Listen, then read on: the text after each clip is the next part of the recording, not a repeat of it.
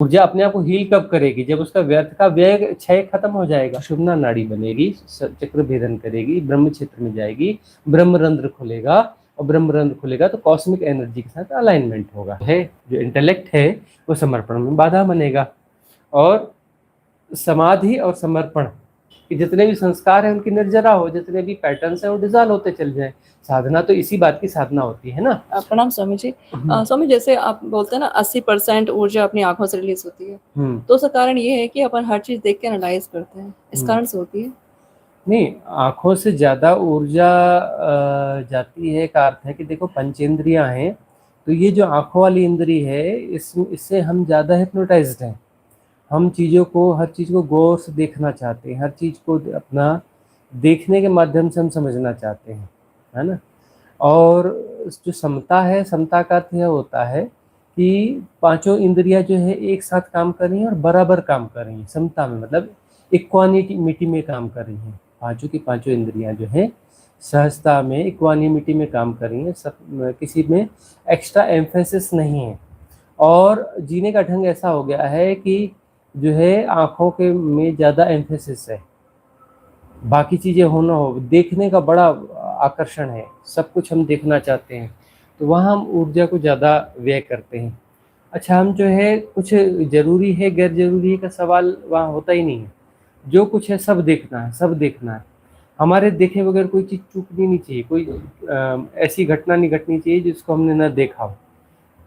इस प्रकार की एक ऑटोमेटेड स्थिति भीतर बन गई है, एक ऑटोमेटेड मैकेनिज्म भीतर बन गया है कि हमारे देखने से के बगैर जो है कोई भी चीज़ जो है घटना नहीं चाहिए, मिस नहीं होना चाहिए कुछ भी। तो फिर वो जो है जब उसमें एक्स्ट्रा एम्फेसिस जा रहा है तो ऊर्जा वहाँ से प्रवाहित हो रही है। पांचों इंद्रियां जो है आपकी ऊर्जा को बाहर ले जा रही हैं। इंद्रियों का काम अभी क्या है, इंद्रियां जो है ये बहिरेंद्रियां हैं, बहिरेंद्रियां का क्या कर रही हैं, ऊर्जा को बाहर ले जा रही है। तो सबसे ज़्यादा आँखों से ऊर्जा बाहर जा रही है, और इसे ही अंतर्मुख करना है। इसलिए देखो, ध्यान साधना जो है, ध्यान साधना में पहला काम क्या होता है कि आंखें बंद करिए, क्लोज योर आइज। ध्यान साधना में पहली चीज होती है क्लोज योर आइज, क्योंकि सबसे ज्यादा ऊर्जा जो अपनी आंखों से बाहर फेंक रहे हो, तो उस ऊर्जा को ब्रेक करो कि आंखें बंद करके ऊर्जा को भीतर आने दो। बाहर का रास्ता ही खत्म हो गया तो भीतर जाएगी ऊर्जा। तो अंतर यात्रा के लिए, अंतर इंद्रियों की तरफ हम उन्मुख होते हैं, उसके लिए पहला काम होता है कि आंखों को बंद करो। ध्यान साधना की ये विधि होती है। तो 80% ऊर्जा जो है वहाँ से जाती है। बात बिल्कुल सही है, आंखों के माध्यम से जनरली लोगों की 80% ऊर्जा व्यय हो जाती है। इसलिए जो है व्यर्थ की चीज़ें नहीं देखनी चाहिए, व्यर्थ की गतिविधियों में नहीं उलझना चाहिए। अच्छा, अभी तो सबसे ज़्यादा देखना क्या हो गया, स्क्रीन का देखना हो गया है। स्क्रीन में जाने क्या क्या हम देख रहे हैं, कुछ चीज़ें काम की भी होती हैं, कुछ चीज़ें बेकाम की भी होती हैं। बेकाम की चीज़ों पर लोग ज़्यादा अपना ध्यान दे रहे हैं, उस पर ज़्यादा स्क्रीन टाइम जो बढ़ रहा है ना, तो उस स्क्रीन टाइम जो बढ़ रहा है उसमें आंखों के माध्यम से ऊर्जा का जो व्यय हो रहा है बहुत ज़्यादा हो रहा है। अब जीवन ऊर्जा को उसमें व्यय कर दिया, और वही जीवन ऊर्जा जो है यदि भीतर बचेगी तो वह फिर जो है अंदर काम करेगी, अंदर के चक्रों को मिलेगी, उसकी चक्रों का अलाइनमेंट होगा, है ना। फिर जो है सुषुम्ना नाड़ी बनेगी। अब साधना में ऊर्जा की जरूरत पड़ेगी, तो ऊर्जा जो है बाहर यदि व्यय हो रही है तो फिर कैसे बनेगा, तो ऊर्जा को भीतर ले जाना पड़ेगा। भीतर ले जाने के लिए साधना में बैठना पड़ता है। पहला काम आंखें बंद करो, और दूसरा काम ये होता है कि तुम एनालाइज मत करो। अब ध्वनियाँ सुनते हो, ध्वनियाँ सुनने पर वहाँ एनालाइज करते हो, उसको अपना जो रिएक्ट करोगे, कैटेगराइज करोगे, एनालाइज करोगे, डिफाइन करोगे, तो उससे क्या होगा, ऊर्जा का व्यय होता है ना। उस सारी प्रोसेस में जब मस्तिष्क का जब पूरा मैकेनिज्म उसमें काम करेगा तो ऊर्जा वहाँ पे वेस्टेज होगी ना, ऊर्जा खर्च होगी। तो ऊर्जा का खर्च जो है वो रोकोगे तो साधना में जो है ऊर्जा का अलाइनमेंट अपने आप होता है। ऊर्जा का अलाइनमेंट करना नहीं पड़ता।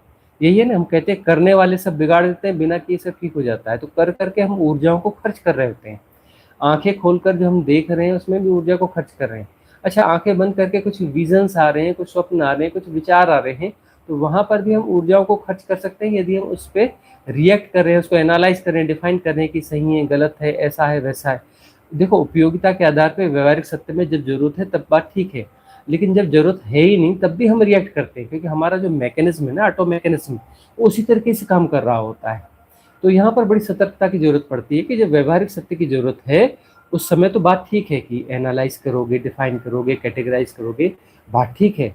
लेकिन जो है व्यवहारिक सत्य की जरूरत है ही नहीं। साधना में बैठे हो उस समय क्यों ऐसा होना चाहिए? साधना के समय में तो हमें रिएक्ट करना ही नहीं चाहिए, हमें जो है तटस्थ भाव में बने रहना चाहिए, समता में प्रतिष्ठित होना चाहिए। तो जो भी मन के विचार आ रहे हैं, जो कुछ भी चीज़ें आ रही हैं, उसमें रिएक्ट बिल्कुल भी नहीं करना है, एनालाइज बिल्कुल नहीं करना है, कैटेगराइज बिल्कुल नहीं करना है। तो ऊर्जा का क्षय होना बंद हो जाएगा। ऊर्जा का क्षय होना यदि बंद होता है तब जो है ऊर्जा भीतर बचेगी। अब ये जो पांचों इंद्रियां, जो बहिर इंद्रियां हैं, जो ऊर्जा को बाहर ले जा रही थी, यदि हम तटस्थ रहते हैं तो ऊर्जाएं बाहर नहीं जा करके भीतर ठहरेंगी। भीतर ठहरेंगी तो भीतर ये एक्चुअली जो विचार चल रहे हैं ना, ये भी इस पर हम जब रिएक्ट करते हैं तो ये बाहर जैसी घटना होती है, भीतर की घटना नहीं होती। वह जो एक सतह सरफेस में चीज चल रहे होते हैं विचार, तो वह जो है आंख बंद करने पर ऊर्जा काफी हद तक तो भीतर बच गई, लेकिन विचारों और उसमें जब हम उलझते हैं तो वहां पर भी ऊर्जा का क्षय होता है। वहां पे तटस्थ यदि हम होते हैं तब ऊर्जाएं बचती हैं। ऊर्जाएं वो बचती हैं तब वो राइट अलाइनमेंट में जाएंगी, कॉस्मिक एनर्जी के साथ में राइट अलाइनमेंट में वो ऊर्जाएं जाएंगी। तो क्या होगा? चक्र भेदन होगा। वह नाड़ी जो है ना, सुषुम्ना नाड़ी बनेगी, सुषुम्ना नाड़ी बनेगी और पूरे चक्रों को भेदते हुए सहस्त्रार तक जाएगी, ब्रह्म क्षेत्र तक जाएगी। इस प्रकार से यह काम होता है। तो अपनी ऊर्जाओं का व्यय जो है व्यय रोकना होता है, बहिर्इंद्रियों के माध्यम से ऊर्जाओं का क्षय, ऊर्जाओं का व्यय रोकना होता है। तो वही ऊर्जा साधना में भीतर फिर काम करेगी। क्या काम करेगी? वह जो है वही ऊर्जा उठ करके जो है सुषुम्ना नाड़ी बनेगी, चक्र भेदन करेगी, ब्रह्म क्षेत्र में जाएगी, ब्रह्मरंध्र खुलेगा, और ब्रह्मरंध्र खुलेगा तो कॉस्मिक एनर्जी के साथ अलाइनमेंट होगा। ऊर्जा तो वही है ना, उसी ऊर्जा का तो प्रयोग होना है ना। तो ऊर्जा का प्रयोग करने के लिए ऊर्जा का क्षय तो रोकना पड़ेगा ना। अब बहुत ज्यादा गुणा भाग करते हो, बहुत ज्यादा विचार करते हो, बहुत ज्यादा बकवास करते हो, इधर उधर उलझते हो, मतलब ऊर्जा का क्षय कर रहे हो। ऊर्जा का क्षय कर रहे हो तो फिर साधना के लिए ऊर्जा बची नहीं। साधना जो है करोगे, ऐसे काम चलाओ साधना करोगे, लेकिन वह कोई ऐसे मुक्तिदायी साधना नहीं होने वाली ना। मुक्तिदायी साधना के लिए बहुत ज्यादा ऊर्जा की जरूरत है। तो बहुत ज्यादा ऊर्जा की जरूरत है तो ऊर्जा का क्षय व्यय जो रोकना पड़ेगा ना। गलत जगहों पर जो ऊर्जाओं का व्यय कर रहे हो उन ऊर्जाओं को रोकना पड़ेगा, तभी वही ऊर्जा जो है साधना में काम आएगी, और वही ऊर्जा जो है कैवल्य को, आत्मज्ञान को फलित करेगी। तभी तो फलित होगा ना, तभी तो ब्रह्म क्षेत्र में ऊर्जा चढ़ेगी, सहस्त्रार में चढ़ेगी, ब्रह्मरंध्र खुलेगा, तभी तो बात बनेगी। अम्बरीश आत्रे इनका प्रश्न आ रहा है। प्रणाम स्वामी जी, सदैव ऊर्जावान बने रहने के लिए कायाकल्प कैसे करें ताकि साधना निरंतर की जा सके जैसा कि योगी करते हैं? देखो, कायाकल्प करना जो है वह ठीक है, लेकिन जिनका अभिप्सित प्रॉपर होता है कि हमें साधना ही करनी है, साधना मुक्तिदायी साधना करनी है, तो योगी जो है कायाकल्प करते रहें, लेकिन इसमें बहुत ज़्यादा उलझने की जरूरत नहीं होती है। हालांकि तब भी हम टिप्स दे देते हैं, बहुत ज़्यादा उलझने की जरूरत नहीं होती है। आहार संतुलन यदि होता है तो कायाकल्प अपने आप होने लगता है। अभी काया जो बिगड़ रही है ना, ये गलत खाने के कारण बिगड़ रही है, और दूसरी बात है ज़्यादा खाने के कारण बिगड़ रही है। अब वो जो है गलत खाना, अब बहुत सारे, अब ऐसा है कि रिसर्चर वो बताते हैं कि आप ये खाइए, वो खाइए, फलाना खाइए।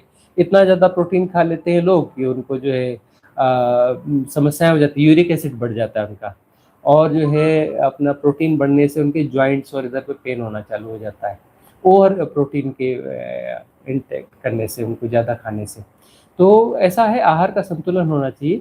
सादा भोजन जो है, सात्विक भोजन, सादा भोजन दिन में 2 बार लिया जाए तो फिर कोई दिक्कत नहीं होती है। अपना उससे कायाकल्प अपने आप होने लगता है। साधना करते चलोगे तो उसमें क्या होता है कि व्यर्थ के विचारों को सपोर्ट नहीं करोगे तो उससे भी कायाकल्प होता है। देखो, ऊर्जा का क्षय रुकेगा ना, तो ऊर्जा का क्षय रुकेगा तो ऊर्जा क्या करेगी? अपने आप को हील करेगी। ऊर्जा अपने आप को हील कब करेगी? जब उसका व्यर्थ का व्यय, क्षय खत्म हो जाएगा। हील क्यों नहीं कर पा रही है? बीमार हो, कुछ गड़बड़ हो, मतलब तुम ऊर्जा का व्यय करते हो, ऊर्जा का क्षय करते हो। समझदार आदमी नहीं हो। समझदार आदमी कौन है? जो ऊर्जा का क्षय व्यय नहीं करता। 5 इंद्रियां जो बहिर इंद्रियां हैं, वहां से व्यर्थ में अपनी ऊर्जाओं को बाहर बहाता नहीं है। तो बाहर यदि नहीं बहाओगे अपनी ऊर्जा को व्यर्थ में, तो फिर वह ऊर्जा जो भीतर हील करेगी, इस बॉडी को भी हील करेगी, तुम्हारे चक्रों का शोधन भी करेगी, चक्र भेदन भी होगा, ब्रह्म क्षेत्र में भी उठेगी, और कॉस्मिक एनर्जी के साथ अलाइनमेंट भी होगा। अन्य शरीर जो है, अन्य शरीर में भी फिर जो ऊर्जा की चेतना जो है, ऊर्जा और चेतना मिलकर के अन्य शरीरों में भी जाएंगे। तो भीतर के शरीरों के साथ अलाइनमेंट होगा। जो भौतिक शरीर के साथ अलाइनमेंट है पहला, ठीक, तो भीतर का जो आकाश शरीर है, एथरिक बॉडी, उसके साथ अलाइनमेंट होगा। सूक्ष्म शरीर जो है, एस्ट्रल बॉडी, कैजुअल बॉडी, उसके साथ में अलाइनमेंट होगा। तो भीतर के साथ अलाइनमेंट होगा तो कायाकल्प अपने आप होगा। जो रोग होते हैं ना, रोग, कोई बड़ा रोग आने वाला होता है तो वह रोग जो है 3 महीने 6 महीने पहले शुरू होता है, शरीर पे 3 महीने 6 महीने बाद दिखता है, पहले वह भीतर के शरीर में शुरू हो जाता है। क्यों हो जाता है? अलाइनमेंट है नहीं। अब साधना में अलाइनमेंट हो जाएगा तो भीतर के शरीरों के साथ जब अलाइनमेंट हो जाएगा तब वहां पर जो है वह विकृति वहां पर दिखेगी और वहां पर समता में सहजता में बने रहोगे और ऊर्जा का व्यय नहीं करोगे तो वह जो ऊर्जा बचेगी इस बॉडी में वह भीतर तक जाएगी तो उस कारण को भी हील कर देगी। तो फिर वह जो बीमारी जो 3 महीने 6 महीने बाद आने वाली तो पहले उसका कास का उसके कारण का जो है निदान हो गया, कारण का निदान हो गया तो बीमारी आ ही नहीं सकती। तो कायाकल्प अपने आप होने लगता है यदि आहार संतुलन किया जाए तो। 2 वक्त का भोजन बहुत होता है, सादा भोजन होना चाहिए, और यदि हो सके धीरे धीरे साधक के साथ में तो योगी के हिसाब से 1 वक्त का भोजन होना चाहिए। 1 वक्त का यदि भोजन होता है तो फिर जो है कायाकल्प अपने आप होने लगता है। हालांकि सूर्य क्रिया वगैरह एक ऐसी स्थितियां हैं उससे भी कायाकल्प होता है, और कायाकल्प के लिए और बहुत सारी चीजें होती है, बहुत सारे योग भी हैं, आयुर्वेद में बहुत सारे योग होते हैं, उन योगों का प्रयोग करने से कायाकल्प होता है। तो अब वो तो अब रिसर्च होगा तो ठीक है। अब आगामी कुछ रिट्रीट्स में हम जो है कायाकल्प की कुछ विधियों के बारे में बताने वाले भी हैं, जब रिट्रीट्स होंगी तो उसमें हम बताएंगे। अगला प्रश्न आपका है कुछ और? हाँ। इससे फैमिली मेंबर्स के अलावा भी कई ऐसे लोग होते हैं ना आसपास हमारे, मतलब जो हमसे बहुत ज़्यादा कनेक्ट होते हैं। कई बार हम नहीं चाहते भी कनेक्ट रहना पड़ता है, कई बार मतलब फेवरेबल भी होते हैं। तो इनसे क्या लेसन लेना होता है? कनेक्ट तो रहते हैं वो लोग हमसे फैमिली के अलावा। देखो, लेसन देने के लिए अस्तित्व में जो कुछ भी है ना व्यर्थ कुछ भी नहीं, लेसन देने के लिए ही है ना। अब जो नियर एंड डियर्स हैं और हम उनके साथ इंटरेक्ट नहीं होना चाहते, वो जबरदस्ती हमसे इंटरेक्ट होते हैं, मजबूरी में उन्हें झेलना पड़ता है कि ठीक है अब रिश्तेदार है, झेलना है, पसंद नहीं है तो भी झेलना है, तो वो लेसन दे रहे हैं। वहाँ जो है विरक्ति और वैराग्य ज़्यादा सघन होता है ना। ये जो है आप अपने ढंग से जी भी नहीं सकते क्योंकि आसपास के लोग हैं, वो इंटरेक्ट करेंगे, चाहो न चाहो उनसे इंटरेक्ट होना पड़ता है। और भी ऐसी 1000 कारण, ये तो एक ही कारण हुआ ना, 1000 कारण हैं कि फिर ऐसा लगता है कि हम अपने तरीके से जीना चाहते हैं, जी नहीं पाते, तो फिर यहाँ पर विरक्ति और वैराग्य सघन होने लगता है। तो अब लेसन क्या है कि भाई शरीर जब तक है तब तक है, इस वैराग्य को जो है सघन होने दो और व्यर्थता को समझते रहो। जो सेपरेशन है, इस सेपरेशन को जो है, सेपरेशन के साथ में हम जैसे जीना चाहते वैसे नहीं जी पाते। तो अब सबसे बड़ी बात है कि इस सेपरेशन को देखो कि सेपरेशन में कोई गड़बड़ी है, इस सेपरेशन में कुछ गड़बड़ी है, हम सेपरेशन के बोध को जी रहे हैं। तो ये सेपरेशन क्या है, हम ये ऐसा चाहते हैं वैसा नहीं चाहते, ये सब क्या है, ये क्या है, इसको समझना पड़ेगा, इसके स्वरूप को समझना पड़ेगा। तब फिर हम परम स्वीकार की भावदशा में आते हैं, परम स्वीकार की भावदशा में आते हैं और फिर वहाँ पर जो है सेपरेशन डाइल्यूट होने लगता है, डिजॉल्व होने लगता है। फिर यह पता चलता है कि सृष्टि ऐसी है और ऐसी ही चलती है। ये सब विपरीतताएं जो हमें दिखती हैं, ये विपरीतताएं जो है सृष्टि को चलाने के लिए जरूरी हैं, इसलिए ऐसा होता है, और यह प्रकृति है, मैं नहीं हूँ। अब सेपरेशन के साथ जी रहे हैं तो यह मैं हूँ, मैं सेपरेशन हूँ, मैं सेपरेशन हूँ तो मैं सेपरेशन को जानूंगा, सत्य को नहीं जान सकता। सत्य और सेपरेशन दोनों को एक साथ नहीं जाना जा सकता। यदि सेपरेशन को जान रहे हो तो सत्य को नहीं जान सकते, यदि सत्य को जान रहे हो तो सेपरेशन को नहीं जान सकते। तो फिर जो है परम स्वीकार की भावदशा आती है कि ये प्रकृति है, प्रकृति ऐसे काम करती है, भाई ये मेरे नियर एंड डियर्स है, मेरे साथ ऐसा व्यवहार कर, मतलब ये प्रकृति के टुकड़ों के साथ में खेला जा रहा है, प्रकृति के उसमें जो है पाश में बंधे हुए हो। अब वो पाश टूटेगा, मतलब सेपरेशन जो है पाश है, सेपरेशन ही पाश है, याद रखना। जिससे तुम पशु होते हो, सेपरेशन का बोध है मतलब तुम पशु हो, मतलब तुम जो पाश में बंधे हो, प्रकृति के पाश में बंधे हो। अब जो है यदि वह सजगता, वह सहजता बढ़ती है और फिर उसके साथ में जो है हम इस सारी प्रक्रिया को, सारे खेल को समझने लगते हैं, ठीक से समझने लगते हैं, तो एक स्थिति क्या आएगी, स्थिति यह आएगी कि सेपरेशन को जो है यथाभूत जाना जाएगा। तो फिर जो है वो सेपरेशन कहीं प्रकृति का खेल दिख रहा होगा, हम सेपरेशन नहीं है, हम सेपरेशन नहीं है, सेपरेशन को हम जानने वाले हैं। तो वह सेपरेशन जो है प्रकृति के खेल की तरह सेपरेशन रह जाएगा, तब जो है लीला हो जाती है, खेल हो जाता है। मतलब सेपरेशन को एक हद तक जिया जा रहा है लेकिन उसको जो है खेल की तरह जिया जा रहा है, या मैं नहीं हूँ, ये सेपरेशन प्रकृति के नियम का हिस्सा है, उसके खेल का हिस्सा है। तब जो सेपरेशन का खेल चलता रहेगा लेकिन मैं सेपरेशन नहीं हूँ, ये मुझे अंतर से पता होगा, अंतर की गहराइयों से जाना जा रहा होगा कि ये मैं नहीं हूँ, ये प्रकृति का खेल है। है ना, और प्रकृति का खेल है, तो लेसन जो है कंप्लीट हो गया।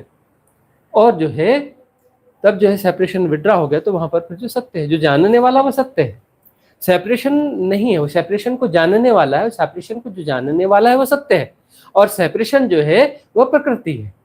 सेपरेशन गलत है का सवाल नहीं है, सेपरेशन एक प्रकृति का हिस्सा है, प्रकृति का खेल है, वो गलत वलत का सवाल नहीं है, वो खेल है, उसको खेल की तरह जानना। तो यह लेसन जो है, ये लेसन अपना कंप्लीट हो जाता है। ठीक है ना, बात समझ में आ गई होगी। अगला प्रश्न सत्यम जोशी का है, उत्तराखंड से। भगवान, समाधि और समर्पण के बीच में फंसा हुआ महसूस कर रहा हूँ। जॉब ऐसी है कि उसमें दिन के 8-9 घंटे इंटेलेक्चुअल रहना होता है, और फिर वह इंटेलेक्चुअलिटी समर्पण में बाधा भी लगती है। कृपया मार्गदर्शन दे। यह बात तो है, जो इंटेलेक्ट है वो समर्पण में बाधा बनेगा। और समाधि और समर्पण, यह जो है, यह सबसे बड़ा द्वंद्व है। बहुत गौर से देखोगे तो समाधि और समर्पण जो है एक बड़ी द्वंद्वात्मक स्थिति है। और जब जो है ये द्वंद्व खत्म होता है तो समाधि घटती है। अभी समाधि क्या है? हाइपोथेसिस है। समाधि घटी नहीं, हाइपोथेसिस है। समर्पण भी एक हाइपोथेसिस है। मतलब दो हाइपोथेसिस के बीच में डावाडोल हो रहे हैं। समाधि भी नहीं घटी है, समर्पण भी नहीं घटा है, मतलब, लेकिन हाइपोथेसिस दोनों है। साधना में स्थितियां अच्छी हो गई हैं, ऊंचाई तक पहुंच गई। अच्छा, समाधि के ग्लिम्स थोड़े भोग लिए गए हैं, टच कर लिया गया है। समर्पण की भी कुछ कुछ अवस्थाएं कभी घट जाती हैं, अंशतः घटती हैं, मतलब उसका भी ग्लिम्स होता है। ग्लिम्स के रूप में समाधि और समर्पण को अंशतः जाना भी गया है। तो अब जो समस्या ज्यादा होगी तब फसावट ज्यादा महसूस होती है। और जो है ये हाइपोथेसिस की तरह भी है, और अपना ग्लिम्स भी उसके भोगे जा चुके हैं। तो ऐसा हो रहा है तो ठीक है, साधना कंटिन्यू करते चलो। वो छलांग जो लगनी है कभी भी लग जाएगी। तो समाधि जो है समर्पण के माध्यम से घटे, चाहे वह जो है समाधि की सीधी सीधी समाधि घट जाए, जैसे भी घटना होगा घट जाएगा। गुणा भाग छोड़ दो सत्य में, अब गुणा भाग छोड़ दो, साधना करते चलो जो जैसा है। अब देखो, व्यवहारिक सत्य जो है वो अपनी जगह पर है। व्यवहारिक सत्य के हिसाब से जो है वो जॉब है तो जॉब तो करना पड़ेगा। 8-9 घंटे जो है वो आईटी इंजीनियर हो तो अपने उस प्रकार के जॉब करने ही पड़ते हैं। साधना अपनी कंटिन्यू करते चलो। देखो, इसके बावजूद साधना करके इस स्टेज तक आए हो कि समाधि और समर्पण के ग्लिम्स तो पा ही लिए हैं, ग्लिम्स तो पा लिए हैं। ग्लिम्स पा लिए हैं तो परिपूर्ण घटना भी घटेगी। धैर्य रखो। अगला प्रश्न जो है कम्युनिटी से ले लेते हैं। सोनाली का क्वेश्चन है, क्या जब उदीर्णा हो रही हो हाँ। तब किसी भी विधि का प्रयोग किया जा सकता है, या फिर उस उदीर्णा को समतापूर्वक जानना ही बेहतर होगा? अगर मैंने किसी भी विधि को जैसे कि जिब्रिश किया तो वो एनर्जी वह व्यक्ति महसूस नहीं करेगा। कृपया मार्गदर्शन कीजिए। अब ये है कि उदीर्णा हो रही है तो उदीर्णा के साथ क्या करना है? उदीर्णा के साथ कुछ करना नहीं है। उदीर्णा हो रही है ना, तो उदीर्णा के साथ कुछ करना नहीं है, और जानना स्वतः होता है। यह समझने की बहुत गहरी से गहरी बात यह है कि जानना स्वभाव है, आंतरिक स्वभाव है। एक तो तुम मन के द्वारा जानोगे, प्रयास से जानोगे, चेष्टा से जानोगे, और वह जानना अधूरा जानना है। वह जो है दृष्टिकोण है, वहाँ दृष्टि नहीं है, सम्यक दृष्टि नहीं है, वह दृष्टिकोण है। मन के पास सम्यक दृष्टि नहीं होती, मन के पास दृष्टिकोण होते हैं। तो वह जो जानना होगा, धारणाओं की सापेक्षता में जानना होगा, और धारणाओं की सापेक्षता में जो जानना होगा वह अंशतः जानना होगा, वो वास्तविक जानना होता ही नहीं। तो उदीर्णा हो रही है तो उदीर्णा को पहली बात उसे एनालाइज नहीं करना है, उसको कैटेगराइज नहीं करना है कि ये सही है, गलत है, ऐसा है, वैसा है। ये सब जो है सारी एक्सरसाइज मन की एक्सरसाइज है। वह जो है उसे अंशतः ही जानता है, और यह चेष्टा के द्वारा जाना जा रहा है। चेष्टा के द्वारा नहीं जानना है, स्वभाव तो जानना होगा। स्वभाव तो जानना होगा, तो वहां पर मन नहीं होगा, मन नहीं होगा। अब मन नहीं होगा तभी जो है साधना होती है। उदीर्णा हो रही है, उसको यथाभूत जानना है, तो वहां पर मन की जरूरत नहीं है। मन के माध्यम से यथाभूत नहीं जाना जाता, मन के माध्यम से सापेक्षता से जाना जाता है, धारणाओं के माध्यम से जाना जाता है, उसके अलग अलग कोणों को जाना जाता है। उसको पूरे परिप्रेक्ष्य में एक साथ नहीं जाना जा सकता, वहां सम्यक दृष्टि नहीं होती है। सम्यक दृष्टि होती तब है जब अमनी दशा होती है। तो उदीर्णा हो रही है तो वहां तटस्थ होना है, उसको यथाभूत जानना स्वभाव तो हो रहा है। प्रयास से नहीं, करने वाले सब बिगाड़ देते हैं, बिना किए सब ठीक हो जाता है। इस महामंत्र का मतलब यही है कि करने से कर्ता पैदा हो जाएगा, है ना। तो वो जो है डूअर नहीं पैदा होना चाहिए, कर्ता नहीं पैदा होना चाहिए। कर्ता जब भी कुछ करोगे तो कर्ता पैदा हो ही जाएगा। वहां पर सम्यक साक्षी बने रहना है। सम्यक साक्षी यदि बने रहोगे तो यथाभूत जानना होगा। यथाभूत जानने में क्या होता है कि जिस भी चीज की उदीर्णा हुई, जिस भी संस्कार की उदीर्णा हुई, जिस भी पैटर्न की उदीर्णा हुई, वह उदीर्णा यथाभूत जानने पर डिजॉल्व हो जाती है। हम सोचते हैं कि नहीं, हम इसे मैनेज करेंगे, मैनिपुलेट करेंगे तो यह इससे मुक्ति होगी, बिल्कुल नहीं होगी। वह अपडेट हो जाएगी, अपडेट होकर के वापस जो है रिस्टोर हो जाएगी सबकॉन्शियस माइंड की गहरी तहों में। तो यह गलती बिल्कुल नहीं करना। जो भी उदीर्णा हो रही है वहां कुछ करना नहीं है, उसे यथाभूत जानना है। अर्थात नहीं करोगे तो यथाभूत जानना होगा। और यथाभूत जानने से, सम्यक साक्षी की तरह से जानने से, वो कैसे भी संस्कार की उदीर्णा हो, वह संस्कार जो है उसका कर्म बंध वहीं कट जाता है, वह जो है वहीं पर पूरा हो जाता है और वहां पर विड्रॉ हो जाता है, संस्कार व पैटर्न जो डिजॉल्व हो जाता है। और यह तो साधना का मूल लक्ष्य यही है कि जितने भी संस्कार हैं उनकी निर्जरा हो, जितने भी पैटर्न्स हैं वो डिजॉल्व होते चल जाए। साधना तो इसी बात की साधना होती है ना, और यह सम्यक साक्षी से ही संभव है। एक प्रश्न आ रहा है नालंदा का, पूना से, हर वक्त जागृति बनाए रखने की कोशिश करती हूँ, अब कोश को तोड़ के उड़ान भरना चाहती हूँ, मुक्त होना चाहती हूँ, अपने होने में पूरी स्थिति नहीं हूँ, इस वजह से बहुत तड़प होती है। तड़प तो होती रहेगी ना, तड़प तो इसलिए होती रहेगी कि अभी जो परिपूर्णता उपलब्ध नहीं हुई है, और सेपरेशन जो है, सेपरेशन के साथ अब राजी नहीं हो, तो सेपरेशन के साथ राजी नहीं हो तो तड़प इस कारण होती है। सारी बेचैनी, सारी व्याकुलता इस कारण होती है कि हम सेपरेशन के साथ में राजी नहीं है, और सेपरेशन का विड्रॉ होना है। तो सेपरेशन को विड्रॉ होने का एकमात्र सूत्र यही है कि उस सेपरेशन को दूर से जाना जाए। सेपरेशन के साथ एसोसिएट मत हो, सेपरेशन को मैनेज करने की कोशिश मत करो, सेपरेशन को डिसॉल्व करने की तुम कोशिश मत करो। सेपरेशन को सेपरेशन की तरह जानते रहो। ये प्रकृति का खेल है, प्रकृति का खेल है, वह अपनी जगह बना रहा है, हमें क्या लेना देना है, हम तो उसके जानने वाले हैं ना। तो जानने वाले हैं, तो इस प्रकार से सेपरेशन के साथ में तादाद में टूटता जाएगा, टूटता जाएगा, टूटता जाएगा। जिस दिन तादाद में पूरा टूट गया तो वह जो शरीर तो अपनी जगह रहेगा, शरीर का सेपरेशन अपनी जगह पे रहेगा, और उसके साथ जो व्यवहारिक सत्य के जितने भी सेपरेशन के जो खेल हैं, मैकेनिज्म है, वो अपनी जगह काम करते रहेंगे, लेकिन तुम इनके साथ एसोसिएट नहीं रहोगे तो तुम तो फिर मुक्त हो ही। जब एसोसिएशन टूट गया तो तुम्हारी सत्ता जो है मुक्ति की सत्ता है, तुम मुक्त हो ही। तुम अपनी मुक्ति को जान लोगे। माया से तुम्हारा नाता, वो तार टूट जाएगा। माया से जैसी तार टूटा तो तुम जान जाओगे कि तुम मुक्त हो, सदा से मुक्त हो, है ना। और तुम निश्चल हो, तुम डावाडोल नहीं होते हो। डावाडोल होते ही तब हो जब तुम उसके साथ जुड़ते हो, हिलने डुलने वाली चीज के साथ में। जो चीज डावाडोल हो रही है उसके साथ तुम जुड़ोगे, मन के साथ जुड़ोगे, सेपरेशन के साथ जुड़ोगे, तो डावाडोल होना महसूस होगा ही, क्योंकि तुम जिसके साथ जुड़े हो तो हमें लगता है ना कि ये मैं हूँ। अब जो है उसके साथ तार टूट गया तो अब वह तुम हो ही नहीं। जब तुम जो है सेपरेशन हो ही नहीं, तुम ये शरीर नहीं हो, तुम मन हो ही नहीं। मन डावाडोल हो रहा है, तुम जान रहे हो कि मन डावाडोल हो रहा है, तुम मन हो नहीं। शरीर डावाडोल हो रहा है, तुम जान रहे हो कि शरीर डावाडोल हो रहा है, तुम शरीर हो नहीं, तुम उसके साक्षी हो। तो तुम कौन हो? तुम जानने वाले हो, तुम स्थिर तत्व हो, अर्थात निश्चल तत्व हो। निश्चल तत्वम जीवन मुक्ति। तो फिर जो है उस स्थिति में मुक्ति की घटना घट जाती है, यही मुक्ति है, और यह घटेगा। वह देखो नालंदा कि किस प्रकार से तुम जो है एसोसिएट हो जाती हो। अगला प्रश्न वहां से कम्युनिटी से लेना है। हाँ। नितिन अडोलवार जी का क्वेश्चन है, हाँ। प्रणाम सदगुरुदेव, चक्र शुद्धि और थ्रो योर सेपरेशन की ध्यान विधि करके 90 दिन हो गए हैं। हाँ। अब मेरे लिए कौन सी ध्यान विधि करना उपयुक्त रहेगा? कृपया मार्गदर्शन करने कृपा करें। हाँ, अब 90 दिन इसे हो गए हैं, बहुत अच्छी बात है। 90 दिन का संकल्प लिया, 90 दिन तक ये चक्र शुद्धि ध्यान और ये दूसरी जो भी ध्यान विधि कर ली। अब जो है देखो, प्रयोग ऐसा करो कि अस्तित्व पर भरोसा रखो। अब 80 के लगभग विधियां हैं, उस पीडीएफ को खोलो, पीडीएफ को खोल करके कोई भी रैंडमली कहीं पे भी हाथ रख लो, और जो वो यूट्यूब में वो लिंक खुल जाएगी, उस ध्यान विधि का प्रयोग करो, और अस्तित्व जो है तुम्हें वही विधि देगा जो तुम्हारे लिए जरूरी है। श्रद्धा रखो अस्तित्व पर, बराबर वही ध्यान विधि खुलेगी जो अब तुम्हारी जरूरत है। इस स्टेज पर अब तुम्हारी अगली क्या जरूरत है, तो श्रद्धा रखना सीखो और इस प्रकार से करो। ये हमने कई बार समझाया है, बराबर वही ध्यान विधि खुलेगी।